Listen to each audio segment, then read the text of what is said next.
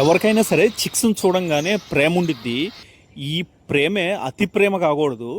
ఇవి ఫుల్లుగా ఫీడ్ తిన్నాయి. ఇంకా అరుస్తున్నాయి.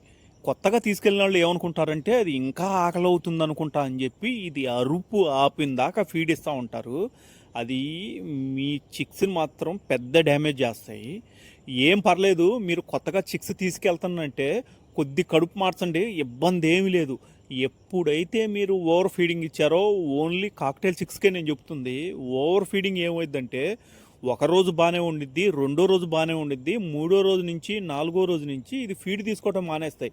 ఎందుకంటే మీరిచ్చిన ఓవర్ ఫీడింగ్ వలన వీటి లివర్ డ్యామేజ్ అయిపోయింది. ఆ లివర్ డ్యామేజ్ అవ్వడం వలన ఇక నాలుగో రోజు నుంచి ఫుడ్ తినక సన్నగా అయిపోయి కళ్ళంటి నీళ్లు గట్ట ముక్కంటి నీళ్లు గట్ట అసలు వీక్ అయిపోయి చనిపోతూ ఉంటాయి. కాక్టైల్లో 99% మోటాలిటీ ఉంది అంటే అది ఓవర్ ఫీడింగ్ వల్లనే. ఓవర్ ఫీడింగ్ ఎక్కువ ఇవ్వటం, ఇన్ఫెక్షన్లు రావటం, ఇవన్నీ ఏంటంటే కాక్టైల్ చిక్స్లో కామన్గా జరుగుతూనే ఉంటాయి.